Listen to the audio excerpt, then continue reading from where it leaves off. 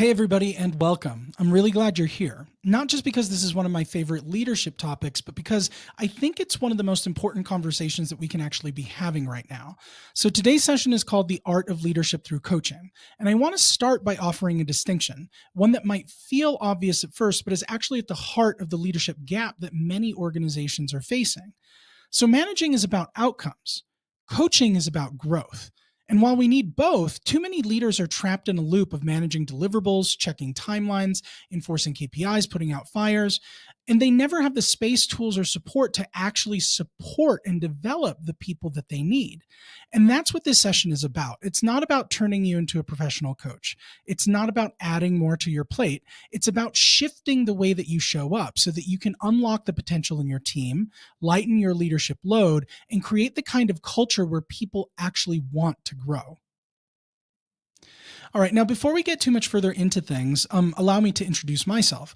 My name's Scott Arietta. I'm the CEO of Unity and Company, and we're the strategic partners that market-leading brands rely on to unify their leadership teams and transform their cultures. And so every month we host events like these for executives across a variety of industries with the goal of connecting senior leaders and sharing insights that spark conversation and an exchange of ideas that you can bring back to your organizations. So be sure to follow us on LinkedIn or sign up for our mailing list on unityandcompany.com if you'd like an invitation to our future events.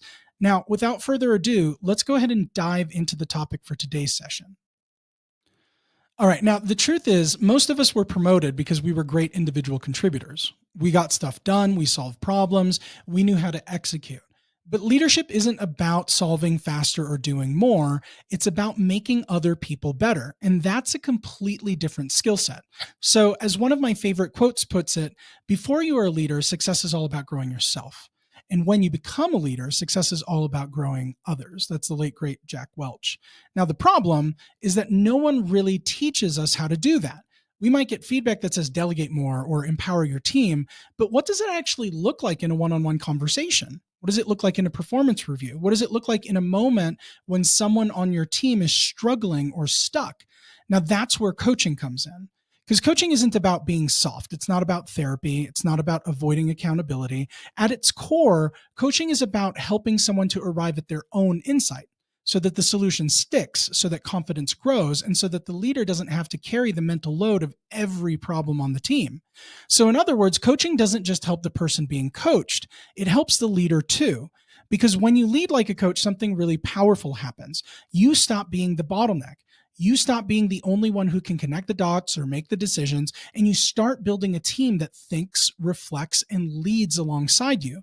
So over the course of our time together this afternoon, we're going to explore why coaching is so effective, especially from a neuroscience perspective, when to use coaching versus when to manage more directly, what it looks like to lead with a coaching mindset in real world conversations, and how to build a sustainable coaching culture inside of your organization without needing every manager to become a certified coach.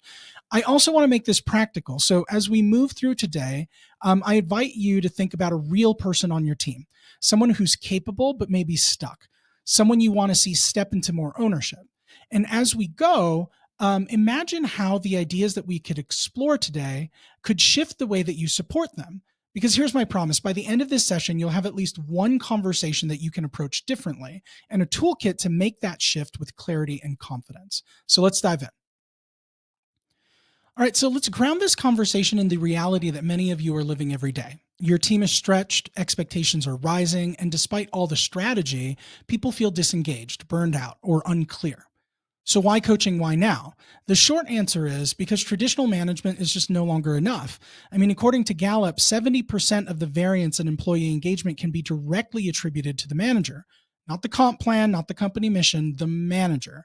And yet, in most organizations, managers are still trained to focus on compliance, delivery, and process, not development. And this is a big part of why we're facing what I'd call an engagement crisis. Gallup's most recent report showed that employee engagement is actually declining across the United States for the first time in over a decade. Less than a third of employees say that they're actually engaged. So that means that 2/3 of the workforce is either passively showing up or actively checked out. And when you break this down by generation, the message is even clearer because Gen Z and younger millennials don't just want a paycheck. They want to grow. They want to be challenged. They want a manager who coaches them, not just tells them what to do.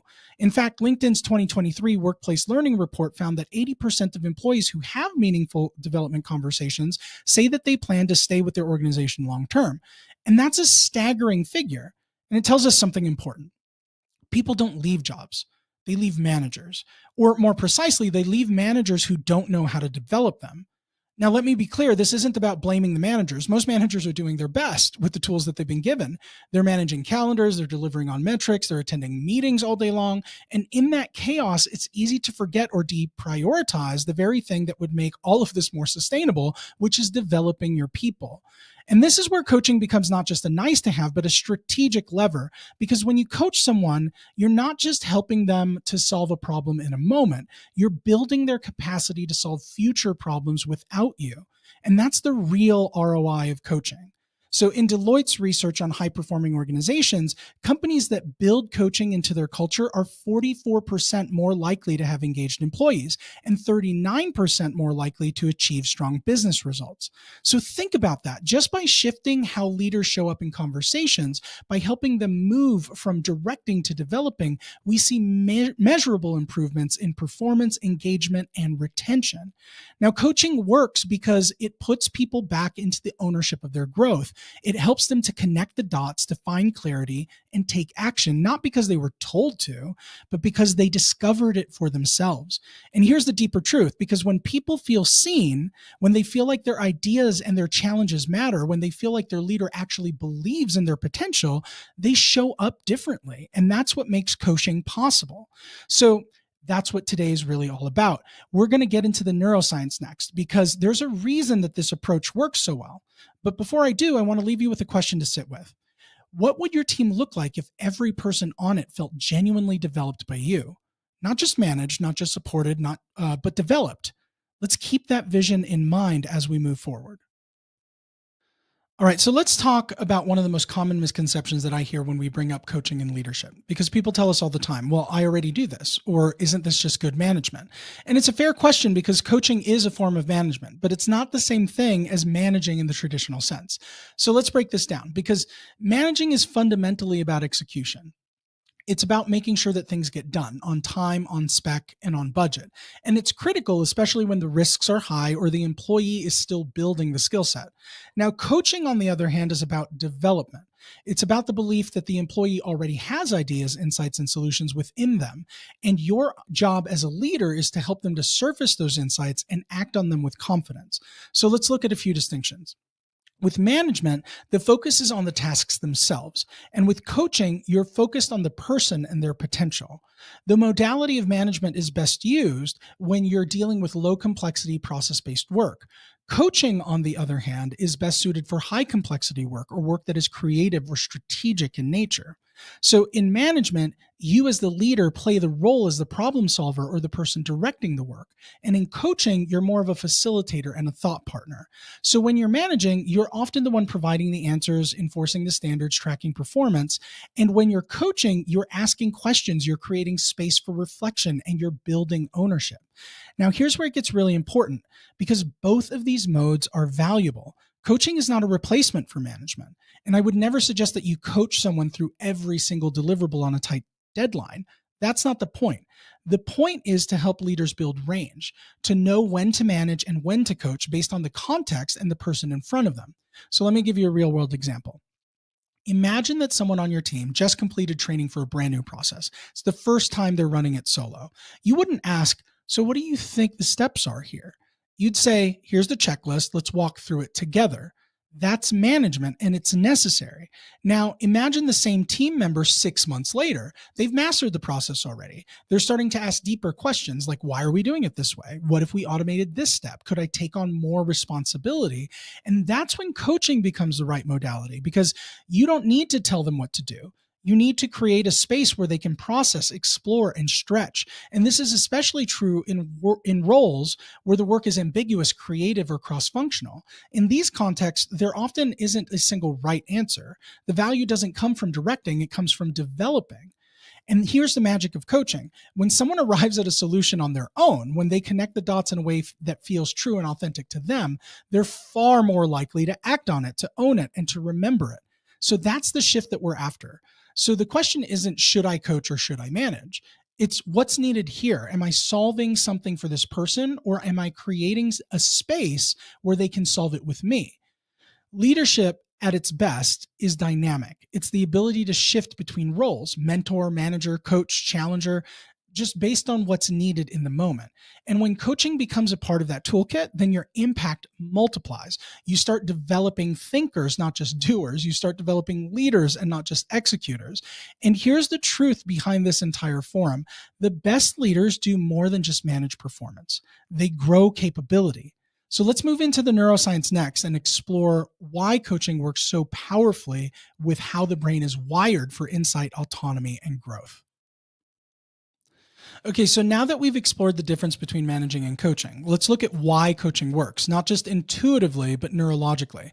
And this is where the research gets really fascinating. So, a lot of what we call leadership development is still based on a directive model. Tell them what to do, show them how to do it, and make sure that they follow through. And while that has its place, especially in low proficiency and high risk contexts, it actually works against the way that the brain creates lasting change. So enter the work of David Rock, who's the founder of the Neuro Leadership Institute. So he's one of the leading voices in understanding how coaching and leadership intersect with neuroscience. And let's start with his SCARF model. SCARF, which outlines 5 social drivers that influence human behavior in work environments: status, our sense of relative importance; certainty, our ability to predict the future; autonomy, our sense of control over our environment; relatedness, our sense of connection to others; and fairness, our perception of fair exchange. And here's why that matters for coaching. When you tell someone what to do, you may think that you're offering help, but their brain may interpret it as a threat. So it can unintentionally diminish status. You don't think I'm smart enough. Or autonomy. You're taking control. And even fairness. You didn't ask for my input. Now, on the flip side, when you coach, when you ask instead of tell, when you invite insight rather than impose answers, you're hitting multiple SCARF rewards at once. So you're signaling, I believe in your thinking, which speaks to status. You're signaling, you have a choice here, which speaks to autonomy. You're signaling, we're in this together, which speaks to relatedness. And these aren't soft ideas, they're hardwired neurological triggers. And when leaders activate these positively, they unlock higher engagement, better problem solving, and stronger motivation. And so here's where it gets even more compelling, because David Rock's team used fMRI studies to examine what happens in the brain during coaching conversations. And they found that when people experience insight, those aha moments, the brain lights up in the right anterior superior temporal gyrus, which is associated with self-generated ideas and new connections. And when insight is internally generated, meaning that the person comes to the conclusion themselves, it becomes neurologically sticky. It's more emotionally resonant and more likely to lead to sustained behavioral change. Now, when you contrast that with what happens when we're simply told something, the brain might process it, but it doesn't internalize it in the same way, because it was someone else's idea and we may or may not feel connected to it. So this is the science behind the old coaching truth. People are more likely to act on their own ideas than yours. And coaching creates the conditions for those internal ideas to emerge. Now, this doesn't mean that you can never offer suggestions or guidance. But it does mean that when you lead with curiosity, when you create just enough space for your team to think out loud, reflect, and connect the dots, they'll likely arrive at solutions that are not only more meaningful to them, but also more effective in the long run. So coaching works because it honors the way that we're wired. It respects the brain's natural resistance to being controlled and taps into its capacity for self-directed growth, which is exactly what the modern workplace needs. Because let's be honest, the problems our teams face today aren't always solvable through process or precedent. We're asking people to navigate uncertainty, complexity, and constant change, and that requires creativity, ownership, and adaptability. And those traits don't come from being managed. They come from being coached. So here's the question to carry forward. What might happen if you stopped solving for your team and started creating a space for them to solve with you? Let's explore how to identify the right moments to coach and when management might still be the better tool. Okay, now we've explored why coaching works, especially from a neurological standpoint. Let's address one of the most important practical questions, which is when do I coach and when do I manage? Because as powerful as coaching is, it's not always the right tool. In fact, one of the marks of a truly effective leader is knowing when to switch modes. So let's map this out using a simple 2x2 framework. So on the y-axis, we have proficiency. So how confident or skilled is the employee in the task or domain? And low proficiency means that they're still new or they're learning. And high proficiency means that they've mastered the basics and are capable of operating independently. Now on the x-axis, we have task complexity. So is the task routine, meaning that there's a known process or a right way to do it? Or is it ambiguous, requiring creativity, judgment, or innovation?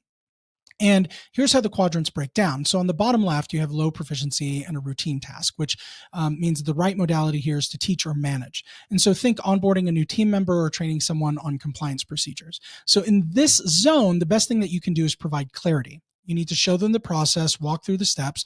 Don't overcoach here. There's a correct answer and they need to learn it. And this is where traditional management shines. Now, in the bottom right, there's low proficiency and high complexity tasks. So the right mode here is to co-create or pair. So here you're working with somebody who doesn't yet have the experience, but the task isn't straightforward either. So maybe it's their first strategic project or a sensitive stakeholder situation. This is a great time to build or to blend coaching and modeling. So you might say, here's how I think about this, but let's talk about your approach. Or you're still giving direction, but you're still making space for reflection. So in the top left, you have high proficiency and low complexity tasks, which means that the right modality here is to delegate. So in this case, the person knows what they're doing and the work is well defined. You don't need to coach or manage. You just need to delegate. Let them own it. Get out of the way. Offer support only as needed. Now, in the top right is high proficiency and high complexity. And so this is where coaching comes in clutch. This is the true coaching zone. Here, you've got someone who's skilled, but the work is evolving. It requires judgment, strategy, or influence. And maybe they're leading a cross-functional project, navigating interpersonal challenges, or setting priorities without clear guidelines. You could give them advice, but you'd be robbing them of the opportunity to think it through. So instead, you ask, well, what options are you considering? What's the real challenge here for you? What would success look like in your eyes? Now that's coaching. The takeaway here is simple but powerful. Coaching isn't always the right answers, but it should always be an option. Leaders get into trouble when they default to one style, whether it's managing everything or coaching too passively. The real skill is in choosing the right tool for the moment. It's like having a Swiss Army knife. You don't use the corkscrew to cut a rope. You choose the blade based on the job in front of you. So here's a question to reflect on. When do I default to managing out of habit, speed, or fear of letting go? And where might a coaching stance actually unlock more ownership or insight? So next, we'll explore the mindset behind coaching leadership and what great coaching leaders actually do different in real-time conversations. Okay, so now that we've covered when to coach, let's talk about how great coaching leaders actually show up and what makes their approach so different. So, at its core, coaching is not a technique, it's a mindset. It's the decision to lead from the belief that your people are capable and not broken, that they already hold many of the answers that they need, and your role is to help them surface them.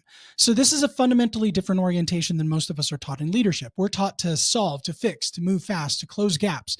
But coaching invites a pause. It invites presence, and it demands one of the hardest shifts for high achieving leaders, which is letting go of being the smartest person in the room. So let's get specific. Great coaching leaders consistently do 5 things differently. Number 1 is they lead with curiosity and not control. So they resist the urge to immediately provide solutions. So instead of saying, here's what you should do, they ask, well, what's your thinking so far? The curiosity slows down the movement just enough to give space for reflection. And that space is where real insight lives. Number 2, they listen to understand and not to respond. And this isn't just about being quiet when somebody else talks. It's about being fully present, tracking not just what's said, but what's not said. They're listening for emotion, pattern, tension. They're not waiting for their turn to speak. They're listening for the breakthrough that hasn't landed yet. Number 3 is they believe in possibility over problem.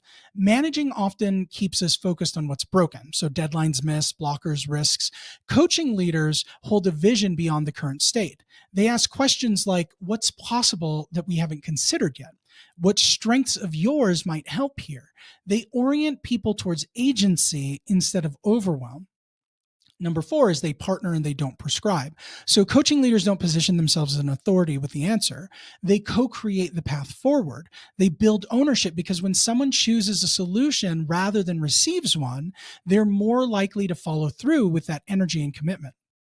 And number five, they hold accountability without shame. Now, coaching isn't soft. In fact, it allows for real accountability because the expectations are clear and the person being coached has a hand in setting them. It's not about letting things slide. It's about replacing fear-based compliance with clarity-based commitment. So let me say this plainly. Coaching leaders challenge just as much as they support, but they do it from a place of belief and not control. They hold up a mirror, not to criticize, but to help someone see themselves more clearly. And when people feel seen, when they feel like their ideas and their development matter, they rise. Now, I want to offer you a reframe because the best coaching leaders aren't perfect. They're not therapists. They're not endlessly patient saints. They're real people who practice a habit of pausing, of asking one more question, listening one layer deeper, believing one beat longer. And this is a skill. And like any skill, it can be developed with intention, feedback, and support. And so here's the good news. When you build this mindset, when you make coaching a part of your leadership identity, you don't just get better results, you create better humans. You foster resilience, you grow confidence, you multiply leadership. And that's why we believe that coaching shouldn't just be a buzzword or a workshop. It should be a culture.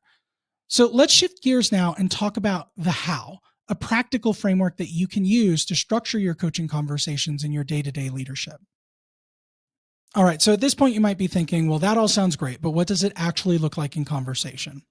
How do I take this mindset and apply it in a real moment with my team? And so what I want to offer you now is a simple and repeatable structure. It's a coaching framework that you can use in almost any one-on-one, debrief, development conversation, or even like a hallway moment. And we call it the Art of Coaching Conversations model. So this framework isn't about adding more meetings to your calendar. It's about shifting the way that you show up in the conversations that you're already having. So let's walk through each step. So the first one is opening. This is setting the container. This is saying, let's pause together. So the goal here in this phase is to create safety. You're signaling that this is not about evaluation, it's about exploration. Start by setting a clear intention. So I'd love to help you think this through. This isn't a performance conversation, it's just a chance for us to reflect together. Or let's talk through how this is going and where you want to go next. So this helps shift people out of defensiveness and into curiosity. Step two is exploration, which is all about asking with curiosity. So this is where we say, what's going on beneath the surface? So this is the heart of the coaching conversation. You're helping them to process not by solving, but by holding space for their thinking. So some go-to questions for this phase. What's on your mind? What feels more important here? What part of this is the most challenging for you? What have you tried so far? Let the silence do some work, right? Don't jump in. Your job here isn't to fix, it's to surface, remember. Number three is insight. It's all about connecting the dots. So what we're doing here is we're asking, what are you seeing now that you weren't seeing before? And so here's where coaching moves from exploration to clarity. You're helping them to reflect on patterns, beliefs, and assumptions. And this might sound like, well, what stands out to you about that? What feels different now than when we started this conversation? What did you just realize? You don't have to deliver the insight. Your job is to midwife it, to help them bring it forward. And this is the aha moment. And remember, insight is sticky. People remember and act on what they discover for themselves. All right, the fourth step here is commitment. Anchoring the action. So what we're asking ourselves here is, what will we do with this insight? So coaching without follow through is just reflection. Now we invite action. So what's one small step you could take? What do you want to do between now and our next check-in? What would follow through look like in your own words? You got to keep it simple. You're not building a project plan, but you are helping them to commit to ownership. And then finally, the last phase is the follow-up phase where it's all about reinforcing growth. So the idea here is to keep the conversation alive. So this is the most overlooked part of coaching, but it's where the transformation deepens because you have to circle back. You have to ask, how did that go? What did you learn? What surprised you? This reinforces learning and sends a powerful signal that your growth matters here. So let's pause for a second. Notice how different this feels than most management conversations. You're not jumping into solution mode. You're not micromanaging or hovering. You're creating a structured space for someone to think, reflect, decide, act, and learn. And the impact is exponential because when someone knows that they'll be held accountable with care and that their ideas and efforts are being tracked with intention, they step forward differently. And that's what it means to be a multiplier, not just of performance, but of people. So here's the invitation. Don't try to implement this entire model in every conversation. Start with just one step, one shift. Maybe that's just beginning your next one-on-one with what's on your mind. And if that feels different, well, good, because that means it's working.